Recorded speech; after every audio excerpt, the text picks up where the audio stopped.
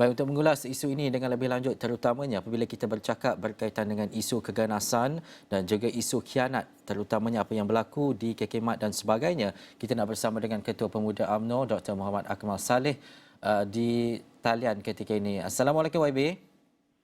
Waalaikumsalam, Ihsan. Ya, YB, merujuk kepada kes yang berlaku di Kuantan, isu keganasan terhadap isu yang lebih besar sebelum ini berkaitan dengan kalimah Allah pada stokin yang dijual dan sebagainya. Bagaimana doktor melihat kepada dua aspek besar, terutamanya apabila kita bercakap berkaitan dengan hal yang berkaitan dengan penghinaan terhadap Islam dan hari ini isu keganasan dan juga khianat terhadap kedai di KK Mat?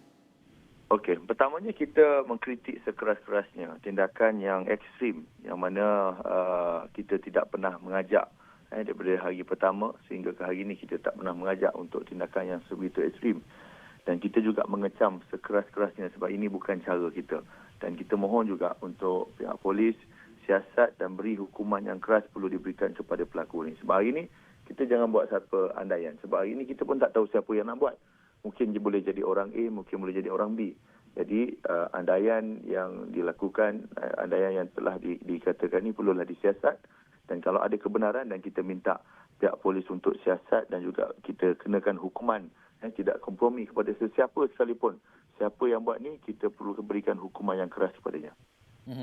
Dan juga bagaimana untuk kita mengelakkan berlakunya provokasi-provokasi tertentu apabila isu ini timbul, mungkin ada pihak yang menimbulkan ataupun mencetuskan kegusaran dalam masyarakat khususnya dan akhirnya menimbulkan sesuatu kekecohan seperti ini dan sebagainya. Bagaimana hal ini Saya percaya rata-rata orang umat Islam dan umat bangsa Melayu di dalam tanah air ini kita mahukan keamanan. Dan kita beritahu bahawa kempen boikot ini dilakukan dengan secara aman. Dan kita pun, saya percaya semuanya matang, bijak matang untuk berfikir. Tetapi sebenarnya dia kena melihat juga apabila ada beberapa pihak yang mengaitkan isu kempen boikot ini dengan isu perkauman. Sebab inilah sebenarnya yang menjadikan mungkin bibit-bibit antara keganasan ini berlaku. Dan kita melihat juga ini adalah satu perkara yang salah. Kalau nak kempen boikot tak salah seperti mana kita boikot produk-produk Israel yang lain. Tapi sepanjang yang kita boikot produk Israel yang lain ni, saya rasa tidak pula nampak ada orang Islam, orang Melayu yang tiba-tiba nak pergi bakar McDonald ke nak pergi bakar Starbucks. Tak ada pula selama ni.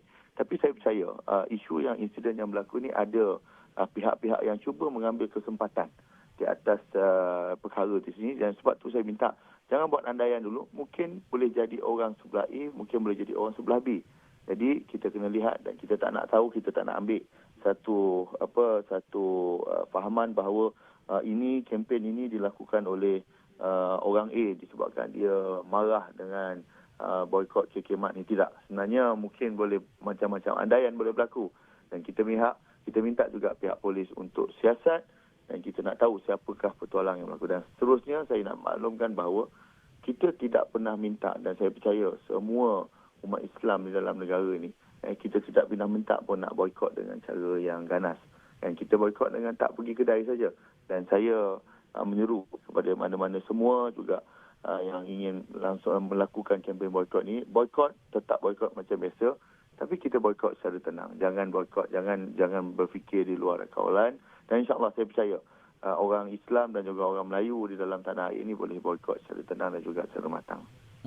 Dan juga YB, bila bercakap berkaitan dengan isu boikot, benar boikot tidak menimbulkan sebarang keganasan ataupun sebarang ketidaktentuan yang lebih besar seperti yang berlaku ketika ini. Tetapi dalam masa yang sama, mungkin ada persoalan-persoalan boikot ini sampai bila dengan kesilapan yang dibuat sebegitu, mungkin dengan satu kesilapan dan sebagainya, mungkin ada yang tertanya, apa tindakan boikot ini dan ia perlu dilakukan sampai bila dan bagaimana? Pertamanya, kalau nak tanya saya sampai bila, jawapannya adalah sehingga hati umat Islam yang telah dilukai ini benar-benar turban. Itulah jawapan saya. It's very subjective. Tetapi bagaimana macam kita boikot ni, kita lancarkan gerakan. Jadi terpulang kepada individu masing-masing. Kalau dia rasa dia telah terubat dan dia telah yakin bahawa dia rasa tak nak langsungkan boikot ni, terpulang. Tetapi jawapan yang saya ada pada hari ini adalah sehingga bila? sehingga hati umat Islam dan orang Melayu di dalam negara ini benar-benar terubat.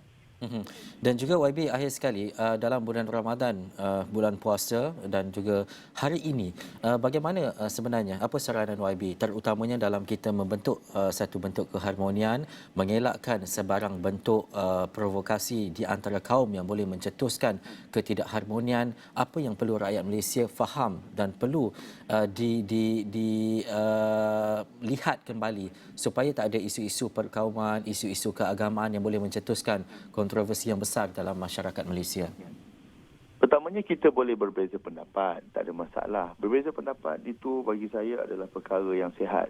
Tetapi kita kena lihat bahawa perbezaan pendapat itu bukan bermakna kita memusuhi antara satu sama lain.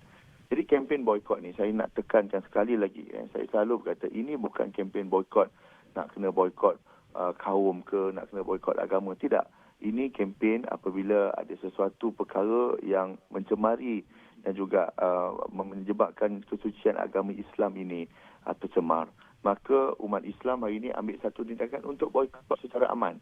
Kita bukan boykot perniagaan Cina, bukan boykot perniagaan orang lain. Kita boykot kekemat. Jadi kekemat yang melakukan kesalahan, malah itulah kita kena bagikan hukuman kepada mereka. Jika ini berlaku juga, nak maklumkan, jika ini berlaku dalam kedai-kedai premis Bumi Putra ataupun mungkin bangsa yang lain, kita tetap akan buat perkara yang sama. Sebab tu saya nak menekankan, ini bukan soal perkauman. Ini soal bagaimana kita nak bagikan hukuman yang tegas kepada pelaku yang telah buat kesalahan yang bagi saya tidak boleh diterima oleh umat Islam. Dan saya percaya rata-rata umat Islam yang menjalankan dari segi ajaran Islam, mereka tahu bahawa dalam apa sekalipun mesti bertindak dalam cara matang dan moderate. Jadi inilah kita tidak pernah menggalakkan semua orang untuk ekstrim. Kita boleh boykot dengan tenang, tak ada masalah. Tapi untuk ekstrim kita tolak sama sekali dan kita